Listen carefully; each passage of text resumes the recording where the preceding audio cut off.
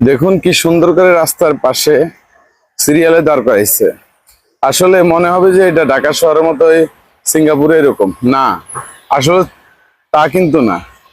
এই রোডটা হচ্ছে মানে একদম এই রোডে কোনো গাড়ি চলে না ওরকম আহামরি। ঠিক আছে, তো সরকার এই রোডে 1 ঘন্টা কোনো গাড়ি দাঁড়াইলে ওখান থেকে 60 পয়সা পায় সরকার।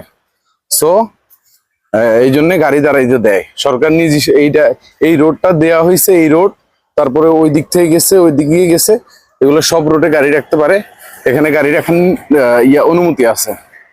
সো সবাই এখানে রাস্তার পাশে একটা সাইড করে গাড়ি এরকম করে আস্তে কান্নিতে রেখে দেয়।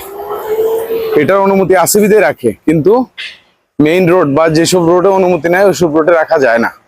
ওইটাতে আপনি যদি ওইসব রোডে গাড়ি দাঁড় করাইতে হয়, লাইট